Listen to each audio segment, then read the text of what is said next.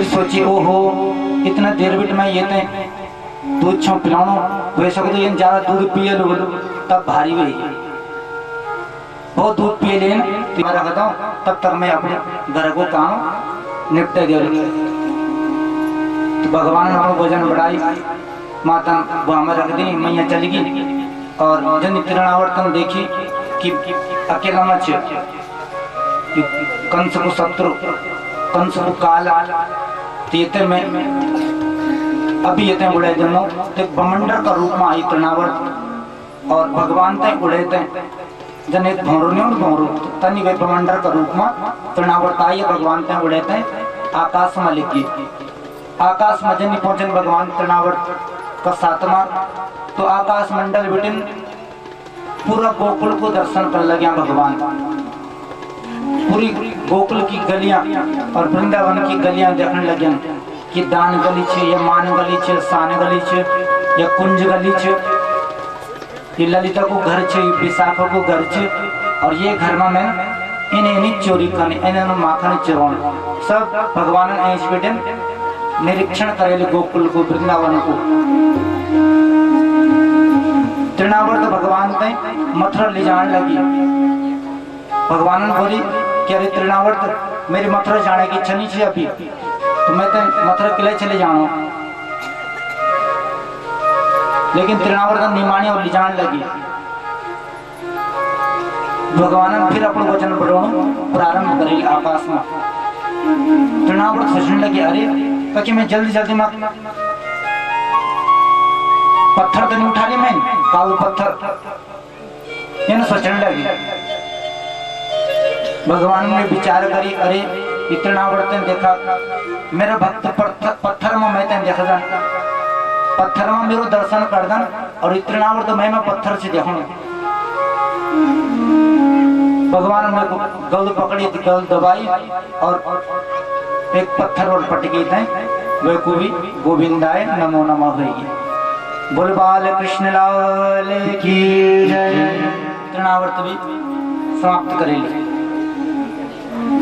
अब एक दिन मथुरा में वसुदेव जी महाराज सोचने लगे कि मेरा लाला 1 साल का हो गया पर अभी तक कोई नाम ना रखो कोई नाम ना धरो चलो अब यहाँ पर नामकरण किया जाए।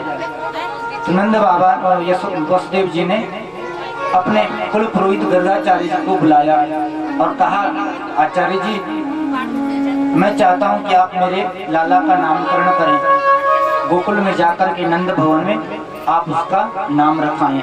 गर्गाचार्य जी ने कहा ठीक है जैसे तुम कहो। तो गर्गाचार्य जी चल पड़े मथुरा से नंद भवन की ओर।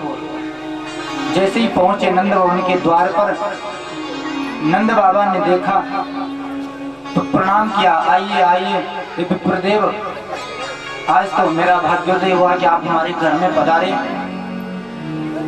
आसन दिया और सम्मान किया नंद बाबा ने और जब बिठाया आसन पर तब पूछा नंद बाबा ने कि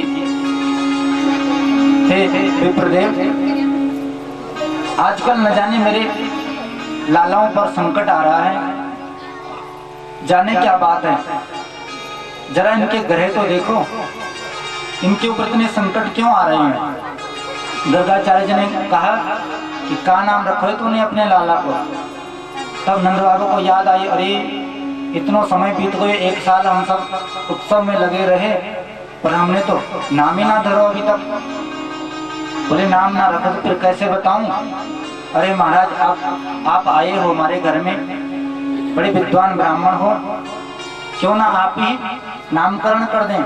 गर्गाचार्य जी ने कहा नहीं नहीं मैं नामकरण नहीं कर सकता। क्यों? क्योंकि यदु नामहमाचार्य ख्यातश्च भुवि सर्वतः सुतं मया संस्कृतं ते मन्यते देवकी सुतं। मैं यदुवंश का आचार्य हूँ और यदि मैंने तुम्हारे लाला का नामकरण कर दिया तो तुम उत्सव तो मनाओगे।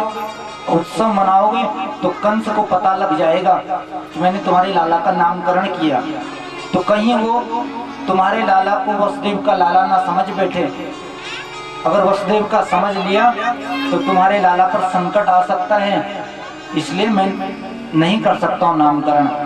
नंद बाबा ने कहा अच्छा ये बात है, तो हम किसी को नहीं बुलाएंगे, कोई उत्सव नहीं मनाएंगे और चुपचाप नाम रख देंगे। गर्गाचार्य जी ने कहा ठीक है, यदि ऐसा करना है तो अच्छा है, तो ठीक है महाराज, चलो गौशाले में, और गौशाले में जाकर के नामकरण कर देते हैं। गर्गाचार्य जी गौशाले में गए, इधर नंद बाबा अंदर आए और दोनों ही धर्मपत्नी रोहिणी और यशोदा, रोहिणी के गर्भ से बलराम जी प्रकट हुए। देवकी के सातवें गर्भ को ही रोहिणी के गर्भ में संकर्षण कर दिया था, तो उसी से भगवान बलराम के रूप में प्रकट हुए। तो दोनों ही माताओं से कहा कि यशोदा और रोहिणी चलो हमारे घर में विप्र आए हैं, अपने अपने लाला को लेके चलो और आज नामकरण होगा। तो दोनों ने सोचा चलो अच्छी बात है, दोनों अपने अपने लाला को लेके आने लगे। पर रास्ते में दोनों ही बातें करने लगे आपस में। यशोदा ने कहा बहन रोहिणी, मैंने या ब्राह्मण को बहुत नाम सुनो है। बोले अच्छा, सुनो है कि बहुत बड़ो ज्योतिषी है, बहुत ज्ञानी है, चलो या की परीक्षा ली जाए आज। रोहिणी ने कह दिया ठीक है, परीक्षा लेनी लो। तो दोनों ने क्या किया, यशोदा ने कहा रोहिणी मेरे लाला को तू ले ले और तेरे लाला को मैं ले लूं। तो यशोदा के लाला को रोहिणी ने ले लिया, रोहिणी के यशोदा ने ले लिया, अदला बदली कर दी, एक दूसरे को दे दिया परीक्षा लेने के लिए। जैसे ही गौशाले में आए, गर्गाचार्य जी को प्रणाम किया। गर्गाचार्य जी की दृष्टि रोहिणी की गोद में जो लाला था उस पर पड़ी, तो देखते रह गए। ऐसा देखा कि इनकी तो नजर ही नहीं हटी, एक टक देखते रह गए, स्तब्ध हो गए, समाधि लग गई। सोचने लगे अरे जिसको मैं कब से ढूंढ रहा था, कब से जिसके दर्शनों की चाह मेरे मन में थी, आज उसका दर्शन हो गया। कब से ढूंढ रहा हूं इसको और आज मुझे इसकी प्राप्ति हुई। खोजा सकल जहां में तो पाया पता तेरा नहीं, खोजा सकल जहां में तो पाया पता तेरा नहीं। अब पता तेरा चला लो, अब पता मेरा नहीं, अब पता मेरा नहीं। भूल गए अपने आप को, भगवान के दर्शन में मुग्ध हो गए। जब बहुत समय बीत गया, 1 घंटा, तो यशोदा ने कहा रोहिणी अरे इन पंडित जी को क्या हो गया, हमने तो नाम रखने के लिए इनसे प्रार्थना करी थी और ये तो कुछ बोलते नहीं। रोहिणी ने कहा बहन हमारे लाला के मस्तक की रेखा देख रहे होंगे, कुछ सोच रहे होंगे नाम। थोड़ी देर और रुके, जब कुछ नहीं बोला गर्गाचार्य जी ने, तो यशोदा ने कहा रोहिणी अरे देख तो सही, या को कहेगा। रोहिणी ने पास में कान किया तो ना श्वास चल रही, ना कुछ आवाज हो रही। रोहिणी ने कहा बहन मुझे तो लगता है कि इनके काम तमाम हो गया। यशोदा ने कहा बहन इनको मेरा ही घर रह गया था, अपना शरीर छोड़ने के लिए घबरा गई। तो जैसे ही हाथ लगाया, अरे महाराज जी उठो, तब गर्गाचार्य जी को होश आया और सोचने लगे अरे अरे मैं तो भूल ही गया। यशोदा ने कहा कि नाम रखो हमारे लाला का। गर्गाचार्य जी कहते हैं हाँ मैं तुम्हारे लाला का नाम ही सोच रहा था। अरे महाराज ऐसा नाम सोचो कि हम ही सोच में पड़ गए, तो क्या नाम रखा? तो तब गर्गाचार्य जी कहते हैं सुन रोहिणी, रोहिणी से यशोदा से कहा कि अयम ही रोहिणी पुत्रो रमयन् सुहृदो गुणैः, अयम ही रोहिणी पुत्रो रमयन् सुहृदो गुणैः, आख्यास्यते राम इति बलाधिक्यात् बलं विदुः। यशोदा तेरी गोद में जो लाला है ना ये रोहिणी का है। 1 मिनट में पहचान लिया गर्गाचार्य जी ने, ये रोहिणी का लाला है यशोदा। यशोदा ने कहा कि हाँ महाराज ये रोहिणी का ही लाला है। यशोदा ने रोहिणी से इशारा किया, बहन देख पक्के ज्योतिषी हैं, 1 मिनट में पहचान लिया कौन सा किसका लाला है। तो गर्गाचार्य जी से कहा कि अरे आप नाराज मत होना, हम तो अपने लाला में नेको अंतर ना समझे, एक जैसा माने। तो या के मारे इसने मेरे लाला को ले लिया, मैंने इसके लाला को ले गया, आप बुरा मत मानना। तो गर्गाचार्य जी ने कहा कि यशोदा तेरी गोद में जो लाला है ये रोहिणी का पुत्र है, ये आगे चल कर के बहुत बलवान निकलेगा, बलाधिक्यात् बलं विदुः, इसलिए इसका नाम रखता हूँ बलराम। और रोहिणी से कहा रोहिणी तेरी गोद में जो लाला है इसका मैं क्या नाम रखूं?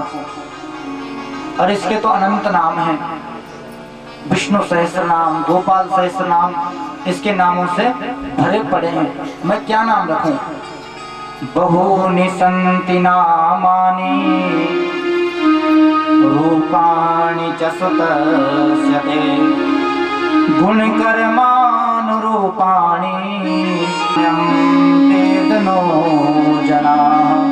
बहूनि सन्ति नामानि, इसके तो अनेकों नाम हैं, क्या नाम रखूं? तो मैया ने कहा आप तो एक चोखो सो बढ़िया सा नाम रख दो बस। तो कह दिया गर्गाचार्य जी ने कि ये काले वर्ण का है, इसलिए इसका नाम रखता हूँ कृष्ण। का अर्थ भाई होए महाराज कृष्ण को बोले कर्षयति कृष्ण, जो अपनी ओर आकर्षित करे उसको कहें कृष्ण। अच्छा तो दोनों का नाम करण किया गर्गाचार्य जी ने, उनको विदाई दी और वहां से प्रस्थान किया।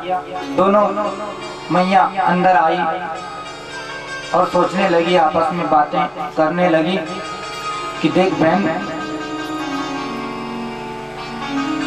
ये विप्रदेव तो बड़े ज्योतिषी निकले, 1 मिनट में पहचान लिया कौन सा किसको लाला है, पर नाम जरा अटपटे से रख दिए, अटपटे से नाम। राम राम मेरी जिह्वा से तो बोलो ना जाए, कृष्ण जीव जो है चक्कर खा जाए, नाम जरा अटपटे से रख दिए। पंडित जी बालकों का नाम चाहे कुछ भी रख दें, पर माता का तो एक प्रेम का नाम होता है, प्यार से पुकारती है अपने बच्चों को, अलग ही नाम होता है। तो यशोदा ने कह दिया कि मैंने तो इनका नाम कुछ और ही कर दिया। बोले क्या? कि तेरे लाला को नाम है बलराम, तो या को कहेंगे बलुआ, और मेरे लाला को नाम है कृष्ण, तो या सो कहेंगे कनुआ।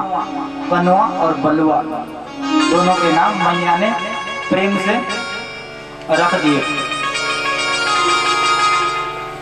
धीरे धीरे दोनों बालक बड़े होने लगे। अब तो आंगन में 4 पैर से चलने लगे, 2 हाथ और 2 पैरों से इधर उधर चलने लगे। धीरे धीरे और बड़े हुए तो दीवार का सहारा लेकर के चलने लगे। थोड़ा और बड़े हुए अब तो चलने फिरने लगे, बड़े नटखट और चंचल। कभी भगवान कृष्ण गौशाले में जाते हैं, बछड़ों के दांत गिनने लग जाते हैं, बछड़ों के दांत गिनते हैं, बड़े नटखट।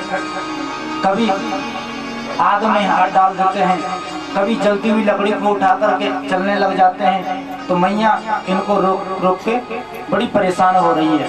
कभी तालाब में जाने लगते हैं, वहाँ अपनी शक्ल देखते हैं।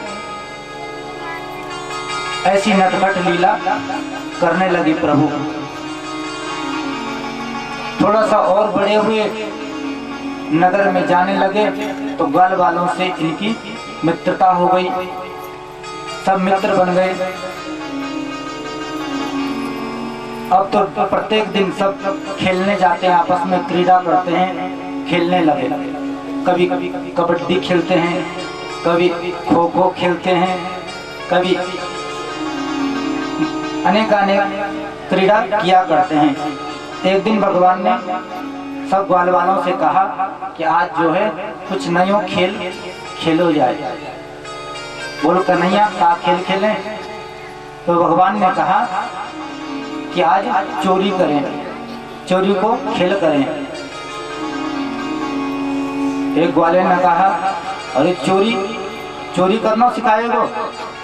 मैया को पता पड़ेगी तो वो पिटाई करेगी कि जीवन में फिर चोरी को नाम नहीं लेगो। भगवान ने कहा अरे मैं कोई रुपया पैसे चोरी की बात थोड़ी कर रहा हूँ, मैं तो माखन मिश्री की बात करता हूँ कि माखन मिश्री चुरायो करेंगे। तब तक मधुमंगल बोला क्यों रे कन्हैया माखन मिश्री, तेरे घर में भूखमरी फैल गई क्या जो माखन चुराएगा? तेरे घर में 9-9 लाख गाइयाँ हैं, इतना माखन काहे को चुरावे?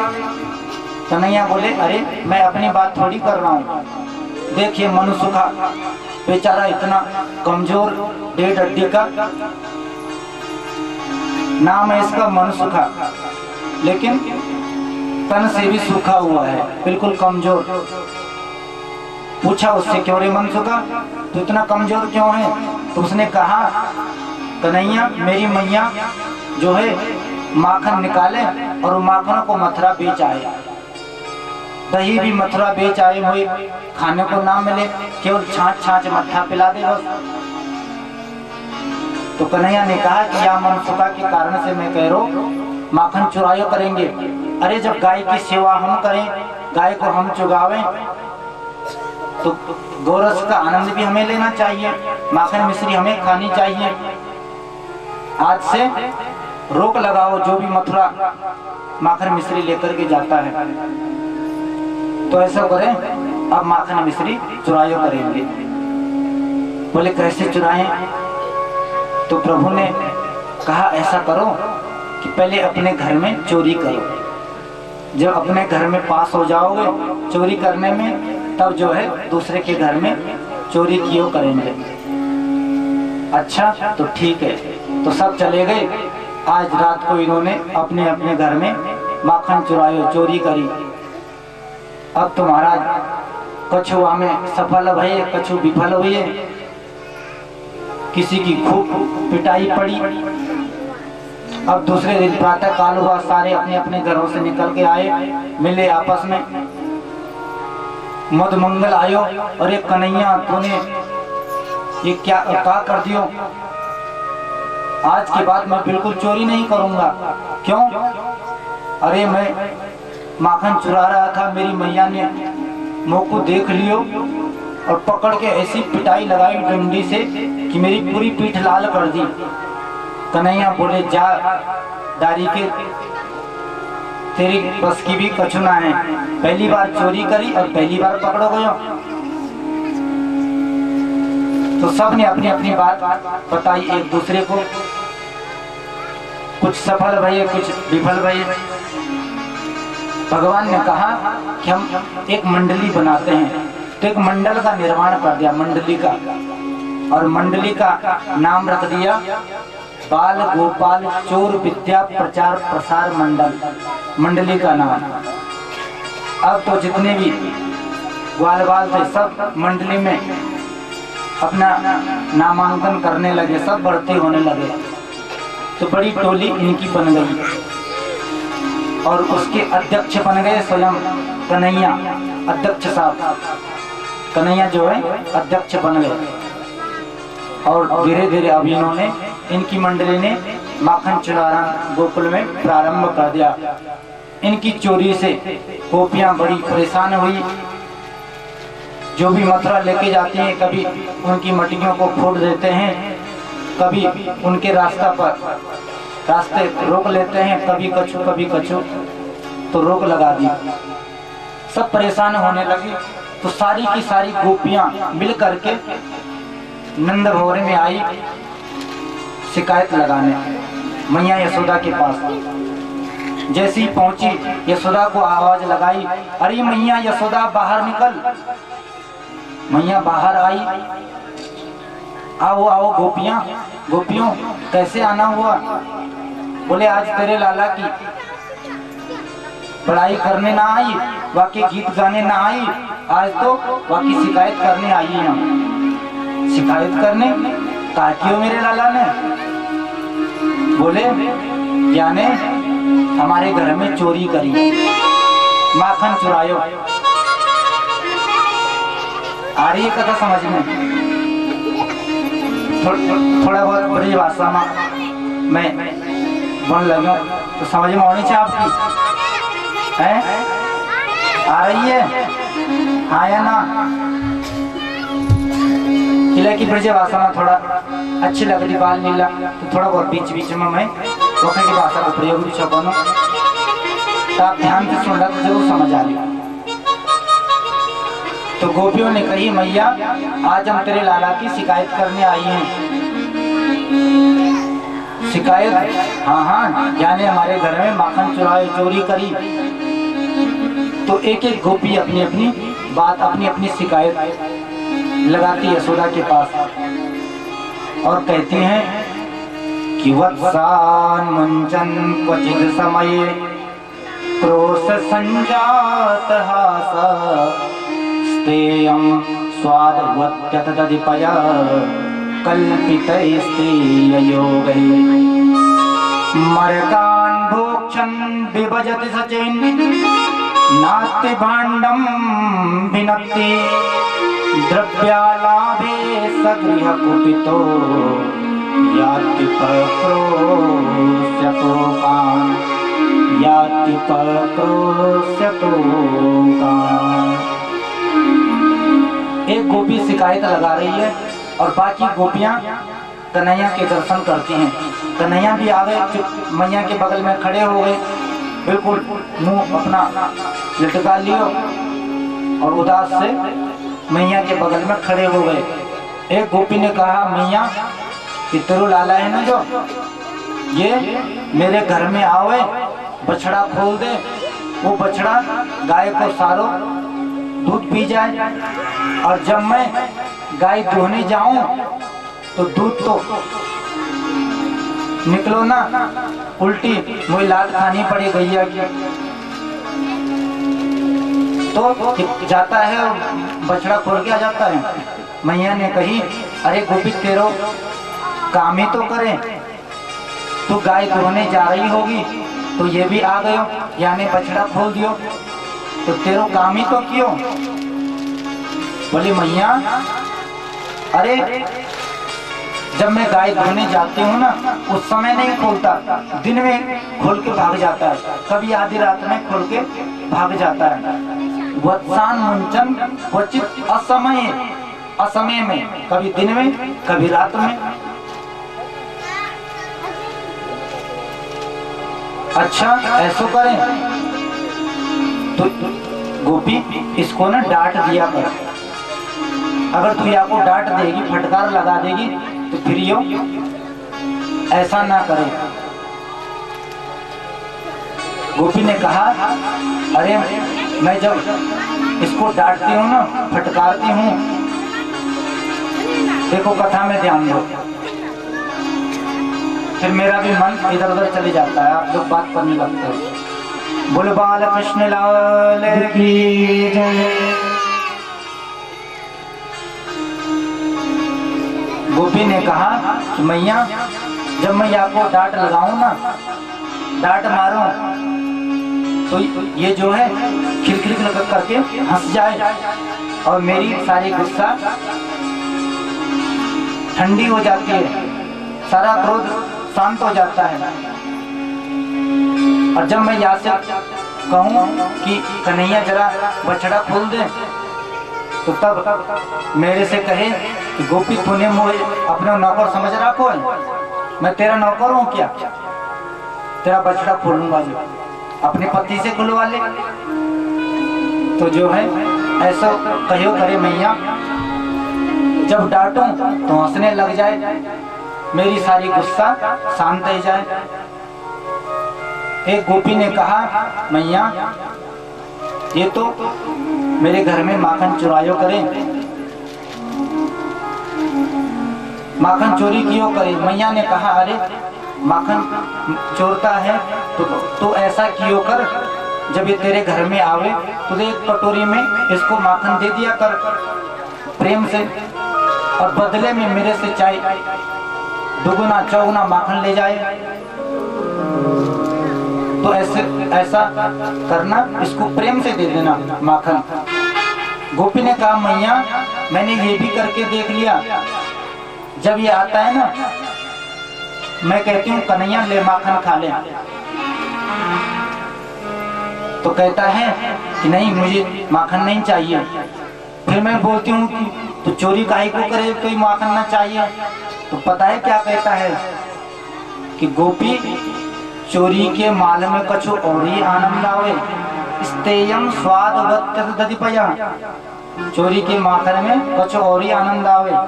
तब ऐसा कहो करे कल्पित योग है। और मैया ये माखन चुरावे, अपने ग्वाल वालों को खवावे, इसके ग्वाल वाल साथी माखन खा ले, जब ये भी छक जाते हैं तो जो है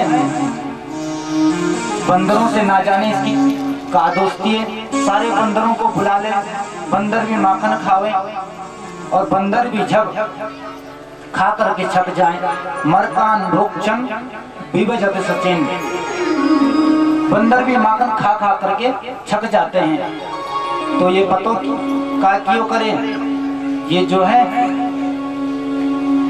घड़े को उठावे, माखन को सूंघे और सूंघ करके धड़ाम से उस मटके को जमीन में पटके कि राम राम, या गोपी ने ना जाने कितने दिन को माखन रखो है, सड़ो सो माखन किया को तो बंदरों ना खाए, बंदर भी नहीं खा रहे इस माखन को, ऐसा सड़ा माखन रखा है अपने घर में। तो मटके को फोड़ करके भाग जाते हैं।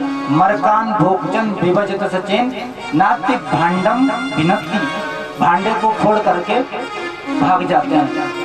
भांडा माने बर्तन, नाति भांडम भिनती, मटके को फोड़ करके भाग जाते हैं। ऐसे लीला क्यों करिए, द्रव्या लाभे सगरिया कुपितो याति पक्रोस्य तोकान। एक गोपी बोली मैया मेरे घर में तो ना गैया है और ना माखन है, लेकिन ये मुझको भी परेशान करे। क्यों कहना, तेरे को क्या परेशानी है, तेरे को क्या दिक्कत है, ध्यान से सुने। बोली मैया तेरे लाला है ना जो, एक दिन यानी का कियो कि रात में मेरे घर आयो, रात को, और जब रात को आयो तो मेरी छोरी खटिया पे सो रही, छोटी छोरी खटिया पे सो रही। तो तेरो लालो आयो तो जाने का क्यों, मेरी छोरी खटिया पे सो रही, बाकी चुटिया नीचे लटक रही, तो यानी छोरी की चुटिया को खटिया की पटिया से बांध दियो। खटिया की पटिया से जैसे ही बांधो तो वह के कान में जाकर के जोर से बोलो हौवा। जैसे ही छोरी ने हौवा का नाम सुनियो, चिल्लाई मैया मैया मोई बचा, हौवा ने पकड़ लियो, हौवा ने पकड़ लियो। मैं भाग भाग के गई मैया छोरी के पास, और मैंने वहां से कही अरे तू चिंता मत कर, डरे मत, ये नंद को लाला घर में हौवा बनो डोले, ये नंद को छोरा है, कोई भूत वूत ना है। तब वो आपको थोड़ा सा सांत्वना मिली, तब चुप गई। तो मैया ऐसी करामात है तेरे लाला की, अच्छा, सबने अपनी अपनी शिकायत करी, तो लास्ट में मैया ने कह दिया कि गोपियों तुम भी मेरे लाला को बदनाम करो। अरे इतने छोटे से लाला ये का चोरी करेगो, मैं ऐसे नहीं मानूंगी। कभी रंगे हाथ पकड़ के दिखाओ, कोई प्रमाण दिखाओ मुझे मेरे लाला ने चोरी करी, तब तो मैं मानूं, ऐसे नहीं मानूंगी। जाओ तुम भी मेरे लाला को बदनाम करती हो, निकल जाओ मेरे घर से। गोपी ने कहा मैया एक दिन जरूर तेरे को रंगे